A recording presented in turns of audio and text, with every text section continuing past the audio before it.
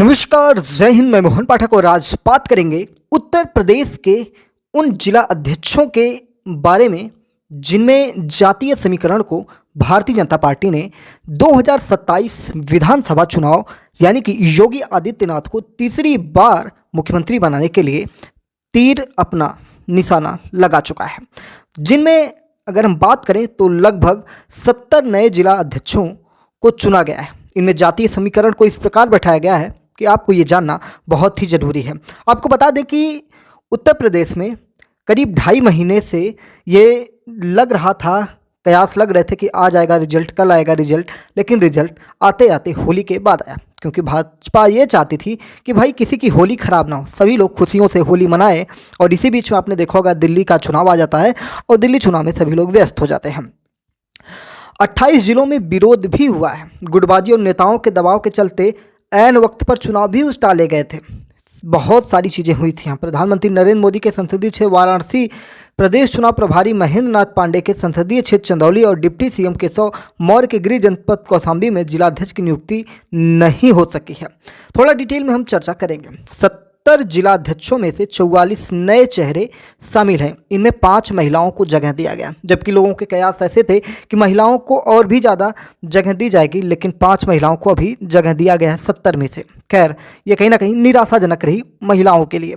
26 ऐसे लोग थे जिन्हें दोबारा मौका मिला। कुछ ऐसे थे जिन्हें जो पूर्व हो चुके थे, यानी कि पहले थे, वर्तमान में नहीं थे, लेकिन अब उन्हें फिर से चुना गया। जैसे आजमगढ़ में ध्रुव कुमार सिंह हैं, उनको फिर से बनाया गया है, जो पहले भी अध्यक्ष रह चुके हैं। दिनेश लाल यादव निरहुआ को चुनाव जितवा भी चुके थे, उपचुनाव जो हुआ था धर्मेंद्र यादव के खिलाफ। ठीक है।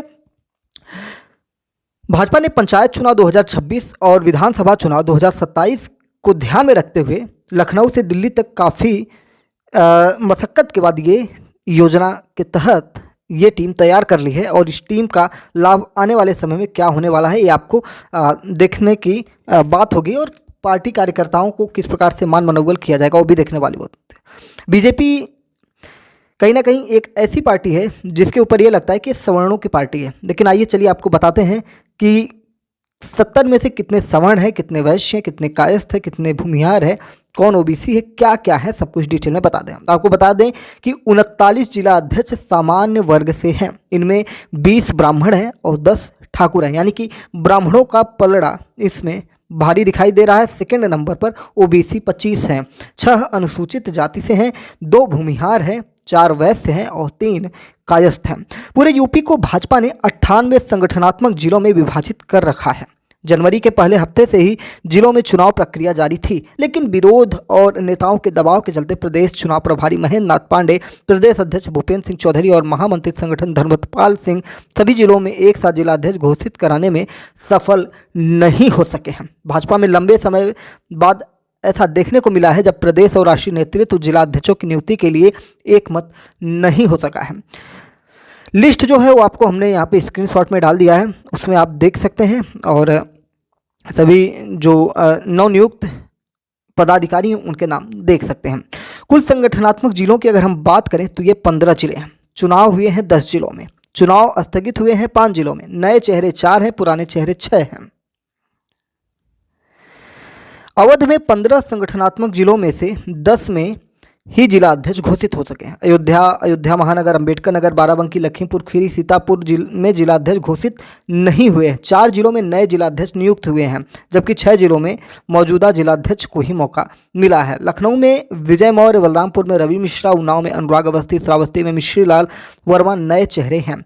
लखनऊ महानगर में आनंद द्विवेदी, रायबरेली में बुद्धिलाल पाशी, हरदोई में अजीत सिंह चौहान, बहराइच में ब्रजेश पांडे, सीतापुर में राजेश शुक्ला और गोंडा में अमर किशोर कश्यप को दोबारा मौका मिला है। थोड़ा हम गोरखपुर क्षेत्र की बात करें। अभी हमने अवध क्षेत्र के बारे में बात किया। गोरखपुर क्षेत्र की बात करें तो कुल संगठनात्मक जिले जो हैं 12 हैं। यहाँ 10 पर चुनाव हुआ है, 2 पर स्थगित हुए हैं, 7 नए चेहरे हैं, 3 पुराने चेहरे हैं। सिद्धार्थनगर और देवरिया में चुनाव स्थगित हुआ है। 10 में से 7 जिलों में नए चेहरे जो हैं वो शामिल किए गए हैं। 3 जिलाध्यक्षों को फिर से मौका मिला है। गोरखपुर जिला में जनार्दन तिवारी, गोरखपुर महानगर में देवेश श्रीवास्तव, आजमगढ़ में ध्रुव कुमार सिंह, लालगंज में विनोद राजभर, संत कबीर नगर में नीतू सिंह, मऊ में रामाश्रय मौर्य और बलिया में संजय मिश्रा नए चेहरे हैं। इनमें आजमगढ़ के जिलाध्यक्ष ध्रुव कुमार सिंह के बारे में हमने पहले ही बताया कि 2019 से 2023 तक भी जिलाध्यक्ष रहे हैं। महाराजगंज में अशोक उर्फ संजय पांडे, कुशीनगर में दुर्गेश राय और बस्ती में विवेकानंद मिश्रा को फिर मौका दिया गया। वहीं कानपुर क्षेत्र में झांसी महानगर, जालौन, फतेहपुर, हमीरपुर में जिलाध्यक्ष घोषित नहीं किए गए हैं। 13 में से 10 जिलों में नए जिलाध्यक्ष नियुक्त किए गए हैं। 3 जिलों में मौजूदा जिलाध्यक्ष को फिर से मौका दिया गया है। वहीं पश्चिमी क्षेत्र की बात करें तो पश्चिम क्षेत्र में 19 में से 13 संगठनात्मक जिलों में अध्यक्ष नियुक्त किए गए हैं। इनमें 8 नए चेहरे हैं जबकि 5 को पुनः मौका दिया गया है। वहीं ब्रज क्षेत्र की बात करेंगे तो यहाँ संगठनात्मक जिले 19 थे, 13 पर चुनाव हुए थे, 6 पर स्थगित हो गए थे। पीलीभीत, हाथरस, एटा, फिरोजाबाद जिला और अलीगढ़ महानगर, अलीगढ़ जिला में जिलाध्यक्ष नियुक्त नहीं किए गए हैं। 7 जिलों में नए जिलाध्यक्ष बनाए गए हैं। वहीं 6 जिलों में मौजूदा जिलाध्यक्ष को ही दोबारा मौका दिया गया है। काशी क्षेत्र की बात करेंगे तो भाजपा के कुल संगठनात्मक जिलों में यहाँ पे 16 जिले हैं काशी क्षेत्र में और 11 पर चुनाव हुआ है, 5 पर स्थगित हुए। मिर्जापुर, जौनपुर, चंदौली, बनारस, कौशाम्बी में चुनाव नहीं हो सका है। 11 जिलों में से 8 जिलों में नए चेहरों को मौका दिया गया जबकि 3 मौजूदा जिलाध्यक्षों को कमान सौंपी गई है। वहीं वाराणसी महानगर में प्रदीप अग्रहरी, गाजीपुर में ओम प्रकाश राय, मछली शहर में डॉक्टर अजय कुमार सिंह, सुल्तानपुर में सुनील त्रिपाठी, अमेठी में सुधांशु शुक्ला, प्रयागराज गंगापार में निर्मला पासवान, प्रयागराज यमुना पार में राजेश शुक्ला और प्रयागराज महानगर में संजय गुप्ता नए चेहरों को कमान सौंपी गई है। प्रतापगढ़ में आशीष श्रीवास्तव, भदोही में दीपक मिश्रा और सोनभद्र में मौजूदा जिलाध्यक्ष नंदलाल गुप्ता को फिर से मौका दिया गया है। 60 साल से ज़्यादा उम्र के 2 जिला अध्यक्ष चुने गए हैं। प्रदेश चुनाव प्रभारी महेंद्रनाथ पांडे ने ये बातें मीडिया को बताई हैं। केंद्रीय नेतृत्व ने जिलाध्यक्ष पद के लिए अधिकतम आयु सीमा 60 वर्ष निर्धारित की थी, लेकिन विशेष परिस्थिति में SC व महिला समीकरण बनाने के लिए इसमें शिथिलता की छूट दी थी। रायबरेली में बुद्धिलाल पासी और फिरोजाबाद महानगर के जिलाध्यक्ष सतीश दिवाकर को विशेष परिस्थितियों में 60 वर्ष से अधिक आयु होने पर ही जिलाध्यक्ष बनाया है। महेंद्रनाथ पांडे ने लोकसभा चुनाव में हार के लिए कई कारण को बताया था। इसमें केवल जिलाध्यक्ष ही जिम्मेदार नहीं थे। उन्होंने कहा कि मैं खुद चंदौली से चुनाव हारा, लेकिन यह कहना उचित नहीं होगा कि वहाँ के जिलाध्यक्ष ने मेहनत नहीं की थी। बहुत सारी चीज़ें हैं जिनको आपको जानना चाहिए, समझना चाहिए और प्रदेश की जो राजनीति है वो भी आपको समझनी चाहिए, क्योंकि भाई प्रदेश की राजनीति तो आपको जाननी ही पड़ेगी। योगी आदित्यनाथ ने भारतीय जनता पार्टी के सभी नवनियुक्त जिला एवं महानगर अध्यक्षगण को हार्दिक बधाई दी है। उन्होंने कहा कि पूर्ण विश्वास है कि आप सभी भाजपा की नीतियों और सिद्धांतों का पालन करते हुए संगठन को और अधिक मजबूत करेंगे और उत्तर प्रदेश में माननीय प्रधानमंत्री जी के सुरक्षा एवं सुशासन के अभियान को आगे बढ़ाने में हमारा सहयोग करेंगे। इस प्रकार से उन्होंने बहुत सारी बातें की हैं। 29 जिले ऐसे हैं जिलाध्यक्षों का चुनाव टाला जा चुका है, क्योंकि यहाँ पे विरोध, गुटबाजी आदि चीज़ें निकल के सामने आई हैं। भाई चुने हुए जिलाध्यक्ष बिल्कुल जोश में हैं और खुशियाँ मना रहे हैं, मौज मस्ती काट रहे हैं, अपने दोस्तों के साथ फिर से होली मना रहे हैं। उम्मीद है कि सारी चीज़ें आपको समझ में आई होंगी। जिलाध्यक्ष का एक महत्वपूर्ण रोल होता है किसी भी चुनाव में संगठन को इकट्ठा करना, संगठन बनाना, कार्यकर्ताओं को सही जगह पर लगाना, ऐसे कार्य जिलाध्यक्ष के ही होते हैं।